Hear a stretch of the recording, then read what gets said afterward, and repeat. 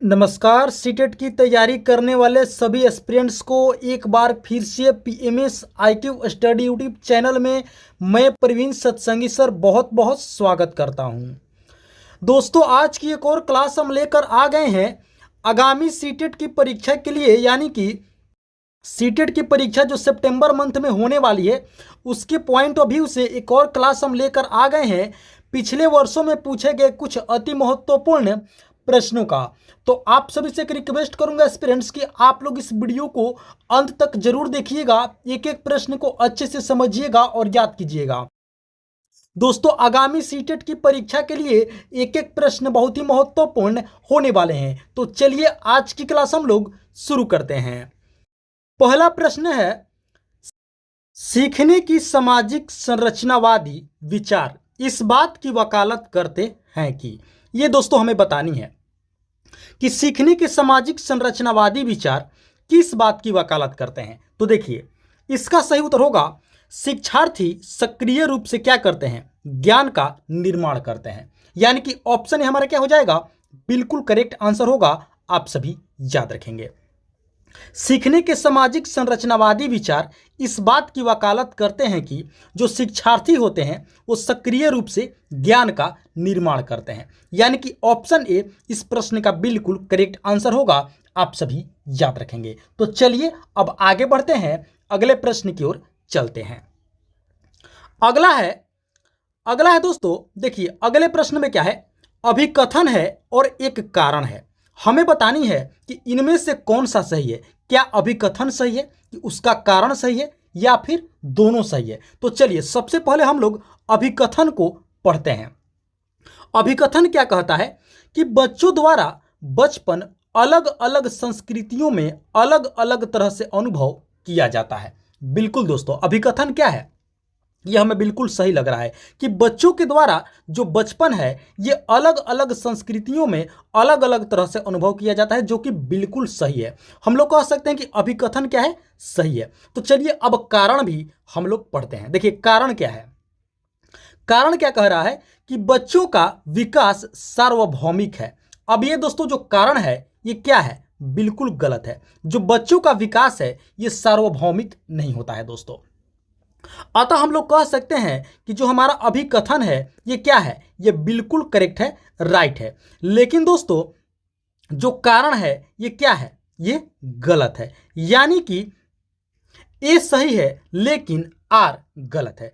अभिकथन सही है लेकिन कारण क्या है, ये गलत है। तो ऑप्शन भी क्या हो जाएगा, हमारा बिल्कुल करेक्ट आंसर होगा। आप सभी याद रखेंगे, ए सही है लेकिन आर गलत है। बच्चों द्वारा बचपन अलग अलग संस्कृतियों में अलग अलग तरह से अनुभव किया जाता है, यह बिल्कुल सही है। बच्चों का विकास सार्वभौमिक है, यह क्या है, ये गलत है। आशा करते हैं इस प्रश्न को आप लोग अच्छे से समझ गए होंगे। तो चलिए अब अगले प्रश्न की ओर चलते हैं। अगला है, निम्नलिखित में से कौन सा कथन अधिगम के बारे में सही नहीं है। अब दोस्तों हमें बतानी है कि इनमें से कौन सा स्टेटमेंट जो कथन है ये अधिगम के बारे में करेक्ट नहीं है, राइट नहीं है। तो सबसे पहले हम लोग पहला स्टेटमेंट पढ़ते हैं। देखिए पहला क्या है, अधिगम का तात्पर्य पूर्व वैचारिक स्कीम्स के पुनर्गठन से है। ये दोस्तों क्या है, ये स्टेटमेंट बिल्कुल रॉन्ग है, गलत है। नेक्स्ट स्टेटमेंट देखते हैं। अगला कथन क्या है, अधिगम सामाजिक क्रिया द्वारा संसाधित होती है। यह भी दोस्तों क्या है, यह भी कथन बिल्कुल गलत है। अब नेक्स्ट जो है अगला है, अधिगम एक प्रक्रिया नहीं अपितु एक उत्पाद है। जी हाँ दोस्तों, बिल्कुल ऑप्शन सी हमारा क्या हो जाएगा, करेक्ट आंसर होगा। अधिगम क्या है, एक प्रक्रिया नहीं है अपितु क्या है, एक उत्पाद है। तो हम लोग कह सकते हैं कि ऑप्शन सी हमारा क्या है, क्या हो जाएगा, कथन जो है अधिगम के बारे में बिल्कुल करेक्ट आंसर हो जाएगा। ऑप्शन सी आप लोग याद रखेंगे, अधिगम एक प्रक्रिया नहीं अपितु क्या है, एक उत्पाद है। ऑप्शन सी बिल्कुल करेक्ट आंसर होगा। ऑप्शन डी में क्या है, अधिगम शिक्षार्थी के पूर्व ज्ञान पर निर्भर करता है। बिल्कुल दोस्तों ये भी स्टेटमेंट क्या है, रॉन्ग है। तो ऑप्शन सी हमारा क्या हो जाएगा, बिल्कुल करेक्ट आंसर होगा। आप सभी याद रखेंगे। तो चलिए अब आगे बढ़ते हैं। अगला है, निम्नलिखित में से कौन सा कारक समस्या समाधान को बढ़ावा देता है? ये दोस्तों हमें बतानी है कि इनमें से कौन सा कारक समस्या में समाधान को बढ़ावा देता है, समस्या समाधान को क्या करता है, बढ़ावा देता है। तो आप लोग याद रखेंगे अपसारी चिंतन, यानी कि ऑप्शन डी इस प्रश्न का बिल्कुल करेक्ट आंसर होगा। आप सभी याद रखेंगे इनमें से कौन सा कारक समस्या समाधान को बढ़ावा देता है, तो आप लोग याद रखेंगे अपसारी चिंतन। चलिए अब आगे बढ़ते हैं, अगले प्रश्न की ओर चलते हैं। अगला है, किस मनोवैज्ञानिक के अनुसार विकास एक सतत और धीमी प्रक्रिया है? दोस्तों बहुत ही महत्वपूर्ण प्रश्न है। इस प्रश्न को आप लोग क्या करेंगे, स्टार मार्क कर लेंगे। दोस्तों बतानी है कि किस मनोवैज्ञानिक के अनुसार जो विकास है ये क्या है, एक सतत यानी कि लगातार होने वाली प्रक्रिया है और धीमी प्रक्रिया है। तो आप लोग याद रखेंगे स्किनर, यानी कि ऑप्शन बी इस प्रश्न का बिल्कुल करेक्ट आंसर होगा। आप सभी याद रखेंगे किस मनोवैज्ञानिक के अनुसार विकास एक सतत और धीमी प्रक्रिया है, तो आप लोग याद रखेंगे स्किनर। ऑप्शन बी इस प्रश्न का बिल्कुल करेक्ट आंसर होगा। तो चलिए अब आगे बढ़ते हैं। अगला है, एक अच्छा अध्यापक विद्यार्थियों के मध्य बढ़ावा देता है। ये दोस्तों हमें बतानी है कि जो एक अच्छा अध्यापक हैं, गुड टीचर हैं, वो स्टूडेंट्स के मध्य किस चीज को बढ़ावा देते हैं। तो आप लोग याद रखेंगे सहयोग की भावना का, यानी कि ऑप्शन बी इस प्रश्न का बिल्कुल करेक्ट आंसर होगा। आप सभी याद रखेंगे एक अच्छे अध्यापक का दोस्तों ये फर्ज बनता है, दायित्व बनता है कि वो विद्यार्थियों के मध्य सहयोग की भावना को बढ़ावा दे, यानी कि ऑप्शन बी क्या हो जाएगा, हमारा बिल्कुल करेक्ट आंसर होगा। आप सभी याद रखेंगे सहयोग की भावना का बढ़ावा देना एक अच्छे अध्यापक का ये दायित्व है। तो चलिए अब आगे बढ़ते हैं। अगला है, शिक्षक का अति महत्वपूर्ण उद्देश्य होना चाहिए। ये दोस्तों हमें बतानी है कि एक शिक्षक का अति महत्वपूर्ण उद्देश्य क्या होना चाहिए। तो आप लोग याद रखेंगे एक शिक्षक का अति महत्वपूर्ण उद्देश्य होना चाहिए बच्चों का सर्वांगीण विकास करना, यानी कि ऑप्शन बी। जी हाँ दोस्तों, शिक्षक का अति महत्वपूर्ण उद्देश्य क्या होना चाहिए, तो किसी भी बच्चे का दोस्तों सर्वांगीण विकास करना, ये एक शिक्षक का अति महत्वपूर्ण उद्देश्य होना चाहिए। ऑप्शन बी इस प्रश्न का बिल्कुल करेक्ट आंसर होगा। तो चलिए अब आगे बढ़ते हैं। अगला है, 6 से 14 वर्ष के बीच के आयु के बच्चों को एक मौलिक अधिकार के रूप में मुफ्त और अनिवार्य शिक्षा देने के उद्देश्य से सर्व शिक्षा अभियान वर्ष में शुरू किया गया था। ये दोस्तों हमें बतानी है कि सर्व शिक्षा अभियान वर्ष किस वर्ष में शुरू किया गया था, जिसका मुख्य उद्देश्य क्या था, 6 से 14 वर्ष के बीच के आयु के बच्चों के लिए एक मौलिक अधिकार के रूप में, जो कि शिक्षा क्या है, एक मौलिक अधिकार है, इसके रूप में मुफ्त और अनिवार्य शिक्षा देना। तो आप लोग याद रखेंगे 2001 में सर्व शिक्षा अभियान की शुरुआत हुई थी, यानी कि ऑप्शन सी इस प्रश्न का बिल्कुल करेक्ट आंसर होगा। आप लोग याद रखेंगे सर्व शिक्षा अभियान की शुरुआत किस वर्ष में हुई थी, तो आप लोग याद रखेंगे 2001 ईस्वी में। इसका उद्देश्य क्या था दोस्तों, तो आप लोग याद रखेंगे इसका उद्देश्य था 6 से लेकर के 14 वर्ष के बीच के जितने भी बच्चे हैं, इस आयु के बच्चे हैं, मौलिक अधिकार के रूप में उन्हें मुफ्त और अनिवार्य शिक्षा प्रदान करना। तो ऑप्शन सी क्या हो जाएगा, हमारा बिल्कुल करेक्ट आंसर होगा। 2001 में सर्व शिक्षा अभियान की शुरुआत हुई थी। आशा करते हैं आप लोग इस प्रश्न को अच्छे से समझ गए होंगे और याद भी कर लिए होंगे। तो चलिए अब आगे बढ़ते हैं। अगला है, शिक्षक निम्नलिखित के लिए शिक्षण संबंधी सहायता सामग्री का उपयोग करते हैं। ये दोस्तों हमें बतानी है कि शिक्षक जो है निम्नलिखित में से किसके लिए शिक्षण संबंधी सहायता सामग्री का उपयोग करते हैं। तो आप लोग याद रखेंगे शिक्षण को रोचक बनाने के लिए, यानी कि ऑप्शन बी इस प्रश्न का बिल्कुल करेक्ट आंसर होगा। आप सभी याद रखेंगे शिक्षण को रोचक बनाने के लिए शिक्षक क्या करते हैं, शिक्षण संबंधी सहायता सामग्री का उपयोग करते हैं। ऑप्शन बी इस प्रश्न का बिल्कुल करेक्ट आंसर होगा। आप लोग याद रखेंगे। तो चलिए अब आगे बढ़ते हैं। अगला है, यदि बुलाए जाने पर कुछ छात्रों के माता पिता या अभिभावक जाकर शिक्षक से नहीं मिलते हैं तो एक शिक्षक को क्या करना चाहिए, ये दोस्तों हमें बतानी है। देखिए क्या होता है, पेरेंट्स टीचर मीटिंग होता है यानी कि पीटीएम होता है।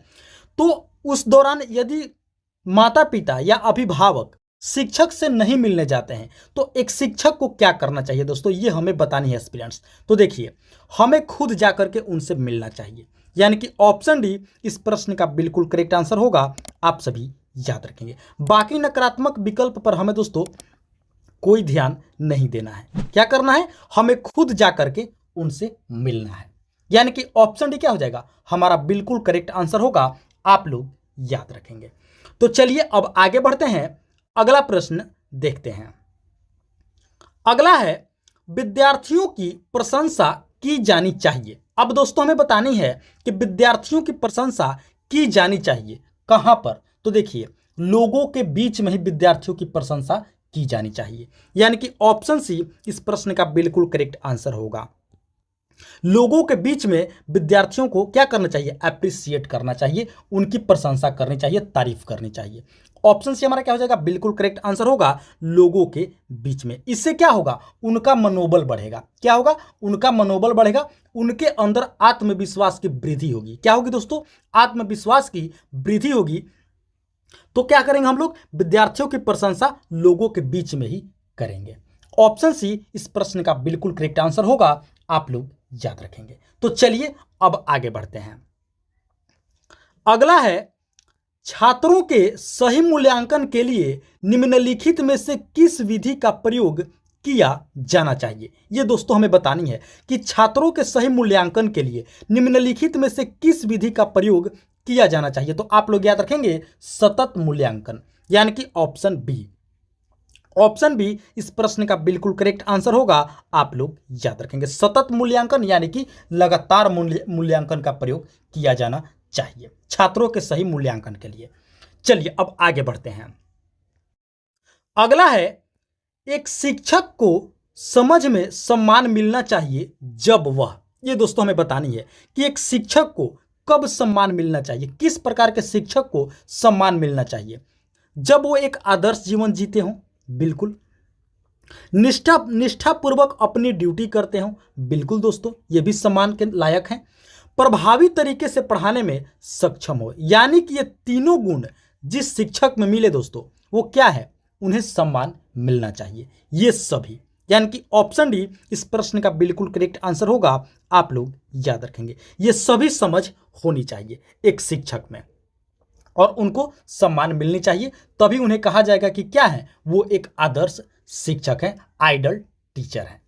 ऑप्शन डी इस प्रश्न का बिल्कुल करेक्ट आंसर होगा, आप लोग याद रखेंगे। तो चलिए अब आगे बढ़ते हैं। अगला है उच्च प्राथमिक स्तर पर गणित सीखने का क्या तात्पर्य है। ये दोस्तों हमें बतानी है कि उच्च प्राथमिक स्तर पर गणित सीखने का क्या तात्पर्य है। तो आप लोग याद रखेंगे इसका सही उत्तर होगा गणितीय अवधारणाओं की समझ में वृद्धि और उनके अनुप्रयोग से समस्याओं को तर्क संगत रूप से हल करना, यही गणित सीखने का तात्पर्य होता है उच्च प्राथमिक स्तर पर। ऑप्शन ए इस प्रश्न का बिल्कुल करेक्ट आंसर होगा, आप सभी याद रखेंगे। गणितीय अवधारणाओं की समझ में वृद्धि और उनके अनुप्रयोग से समस्याओं को तर्क संगत रूप से हल करना। ऑप्शन ए इस प्रश्न का बिल्कुल करेक्ट आंसर होगा, आप लोग याद रखेंगे। तो चलिए अब आगे बढ़ते हैं, अगले प्रश्न की ओर चलते हैं। अगला है गणित में दुश्चिंता के लिए निम्नलिखित में से कौन सा घटक उत्तरदायी नहीं है। ये दोस्तों हमें बतानी है कि इनमें से कौन सा घटक उत्तरदायी नहीं है गणित में दुश्चिंता के लिए। तो आप लोग याद रखेंगे लिंग यानी कि जेंडर। ऑप्शन ए इस प्रश्न का बिल्कुल करेक्ट आंसर होगा, आप लोग याद रखेंगे। गणित में दुश्चिंता के लिए निम्नलिखित में से कौन सा घटक उत्तरदायी नहीं है, तो आप लोग याद रखेंगे लिंग अर्थात जेंडर। तो चलिए अब आगे बढ़ते हैं। अगला है दोस्तों विद्यार्थी गणितीय समस्याओं को हल करते समय गलतियां करते हैं क्योंकि। ये दोस्तों हमें बतानी है कि जो विद्यार्थी हैं, शिक्षार्थी हैं, गणितीय समस्याओं को हल करते समय गलतियां करते हैं क्योंकि। अब देखिए इसका कारण क्या है, वे अर्थ निर्माण के अपने प्रयास में संकल्पनाओं का वैकल्पिक निर्वाचन करते हैं। यानी कि ऑप्शन सी इस प्रश्न का बिल्कुल करेक्ट आंसर होगा। आप सभी याद रखेंगे। विद्यार्थी गणितीय समस्याओं को हल करते समय गलतियां करते हैं क्योंकि वे अर्थ निर्माण के अपने प्रयास में संकल्पनाओं का वैकल्पिक निर्वाचन करते हैं।